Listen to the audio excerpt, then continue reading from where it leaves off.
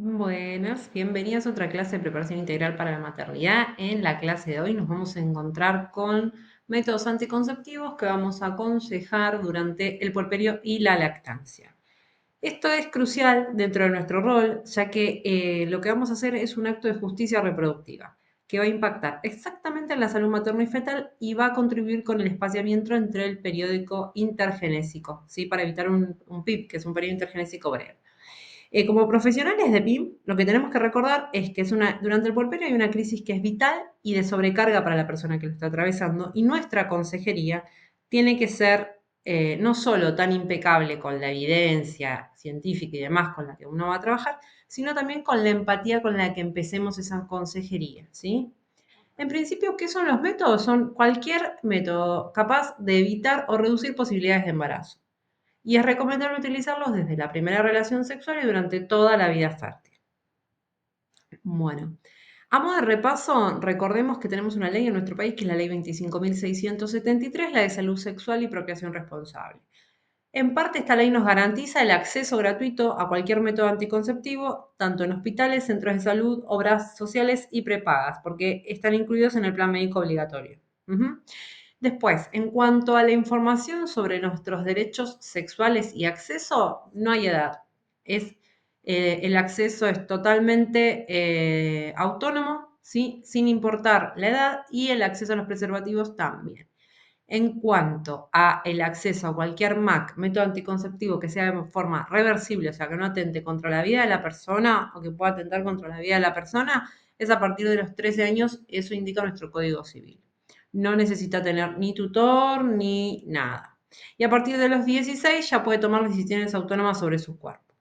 Y luego tenemos la ley 26.130, que esa ley decía que es la ley de la vasectomía y la ligadura tubaria. Esa ley lo que decía es que tenía que ser a partir de la mayoría de edad, pero, o sea, a través del Código Civil, a partir de los 16 años, ya podría una persona decidir ligarse las trompas o realizarse una vasectomía, pero siempre con un consentimiento informado. Esa persona tiene que firmar un papel que es un consentimiento, el cual da por hecho que entiende toda la información que recibe y se le explica a través del procedimiento y lo que va a suceder. Tenemos que entender, cuando hablamos exclusivamente, esto es a modo general, pero cuando hablamos exclusivamente de puerperio, entender que es una etapa de crisis vital y de sobrecarga, como dijimos antes. Entonces, es muy importante explicar los métodos que son reversibles y los métodos que son irreversibles, que la persona entienda bien y que haya un consentimiento firmado, ¿sí? Bueno, y a su vez, lo que está buenísimo es hablar sobre genitalidad, no dar por sentado que las personas todas entienden cómo están conformados sus genitales, explicar la diferencia, aunque parece una pavada crucial, entre por qué orificio se orina y por qué orificio uno, por ejemplo, en el caso de las mujeres, menstruamos o tenemos relaciones en general, o nacen los bebés por parto natural, explicar cómo están compuestos, cómo está formado, cómo son los órganos. Todo eso le da autonomía a la persona, la informa y empieza a saber cómo funciona. Y si alguien sabe cómo funciona su cuerpo, cómo está formado, también puede elegir.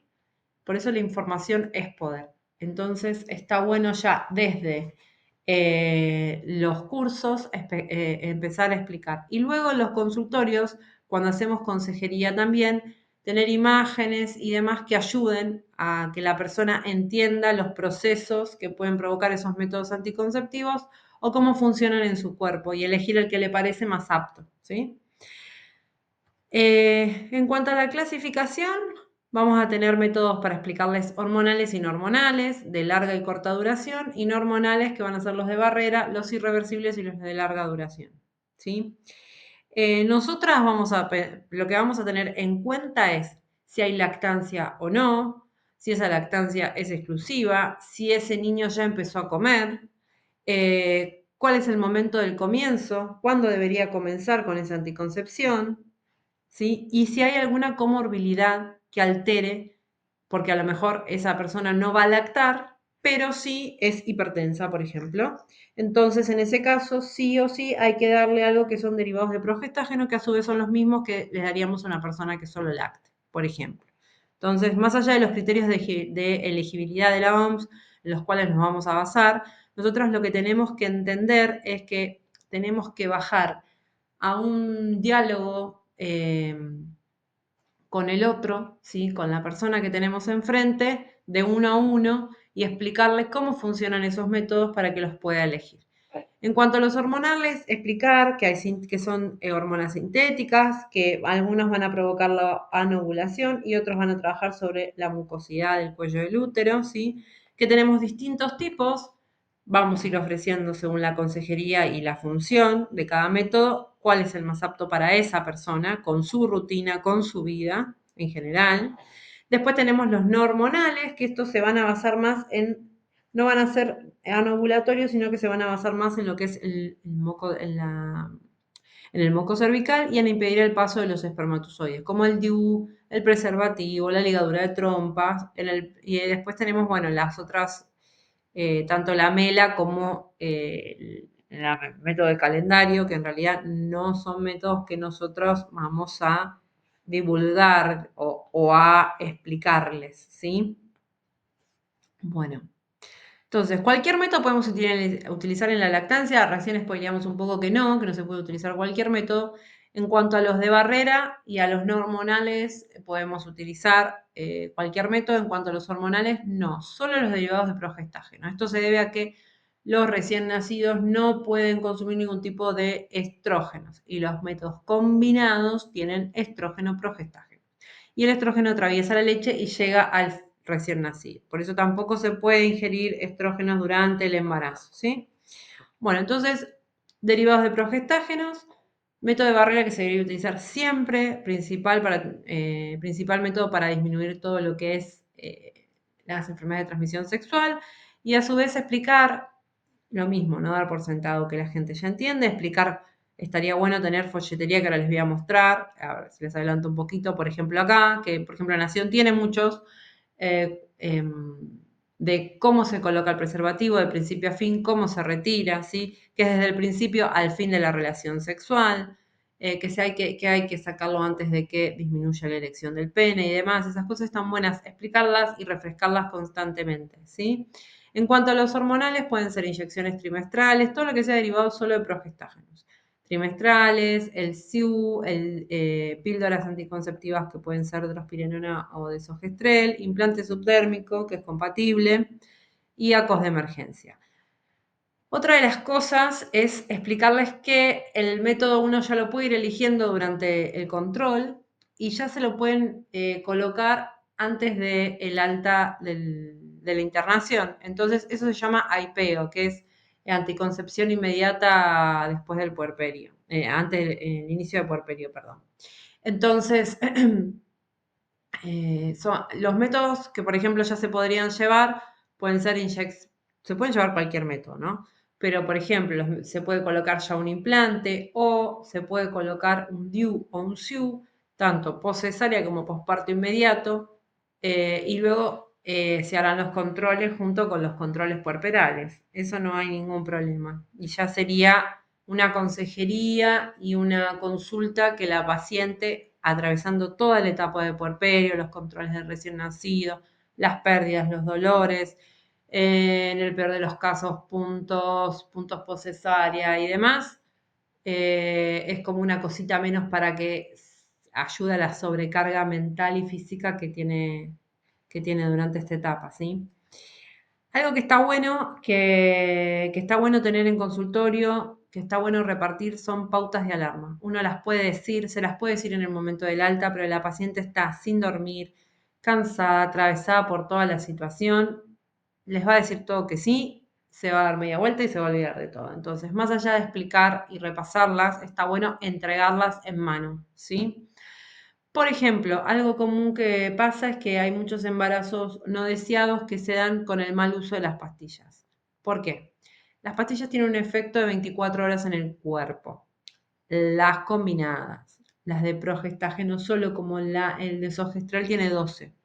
Entonces, explicar siempre que se tienen que tomar las pastillas todos los días a la misma hora. Si uno se olvida de tomar las pastillas, no espera tomar dos pastillas juntas al otro día porque amplía aún más el rango de olvido y esto le da la pauta al cuerpo que pueda reanudar eh, la ovulación. Entonces, se toma la pastilla ni bien se acuerda, al otro día al mismo horario y continúa esa semana cuidándose con preservativos por miedo a que haya ocurrido la ovulación.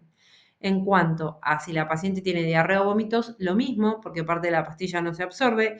Y el uso de antibióticos, hay algunos antibióticos que disminuyen la absorción intestinal, el nivel intestinal de las pastillas. Entonces, diarrea, vómitos, tratamiento antibiótico o ante olvido de la pastilla, esa semana, además de seguirla tomando como corresponde, mm, tiene que cuidarse con preservativos. Esto es muy importante. Esto, por ejemplo, es un flyer que yo entrego siempre en mi consulta. Explicar siempre el buen uso de los métodos hace que la paciente tenga adherencia, ¿sí?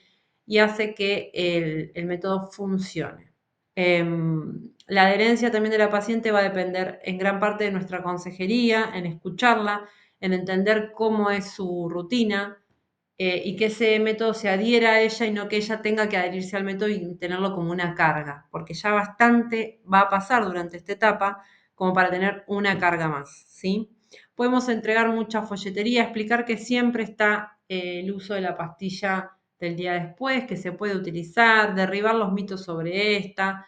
También podemos entregar folletería tanto durante la consejería sobre la pastilla o cuando se entrega una pastilla el día después. No estaría mal, ¿sí? Bueno, esto es lo que les explicaba entre el SIU y el DIU. El SIU tiene levonorgestrel, el DIU tiene el hilo de cobre. El SIU, bueno, va a actuar cambiando la consistencia del moco cervical para evitar el paso de los espermatozoides. El DIU también, pero son de distintos métodos.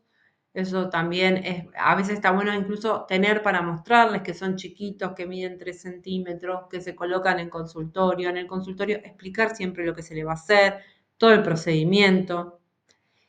Por ejemplo, acá hay de ligadura, ven, que mostrarles que la ligadura tal como se llama en realidad es una cauterización hoy en día, que es irreversible. Siempre explicar tanto la ligadura como la vasectomía, que son métodos irreversibles que requieren un consentimiento, que la vasectomía está muy mitificada, tiene muchos mitos. Estaría buenísimo derribar estos mitos, siempre dar folletería, explicar para empezar a hacer unas abanderadas de la vasectomía.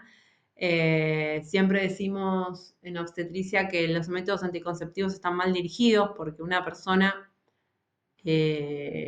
femenina se puede embarazar una vez cada 10 meses, un año, y un masculino puede embarazar a cuántas con órgano reproductor femenino. Entonces, está un poco mal distribuida la anticoncepción en cuanto digamos, a ideas anticonceptivas masculinas. Pero bueno, explicar siempre esto, que la vasectomía se hace en consultorio con anestesia local, ¿sí? Lleva un tipo de cuidados, entre 20 y 30 eyaculaciones o un conteo de esperma cero, pero es importante que sepan que existe, que se realiza en un montón de hospitales, que se está haciendo bastante hoy en día. Hay muchos hombres que se están informando más y están tomando responsabilidad en el hecho de que no quieran tener hijos, porque también es su derecho, no solo para las mujeres, sino también para los hombres. Entonces es súper importante. Bueno, muchas gracias por escucharme. Siempre les dejo algún chistecito o algo. Bueno, acá tenemos a Adán y Eva. Obviamente que hace Adán, toda la culpa es de Eva por haber quedado embarazada. Pero bueno,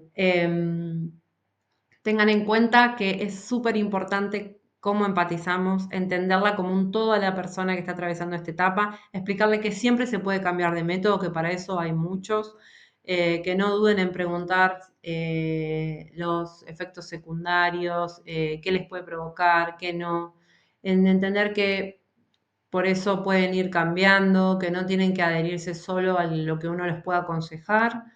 Les dejo una herramienta de evaluación de la enseñanza al final de la clase, porfi, háganla, es muy importante para la cátedra.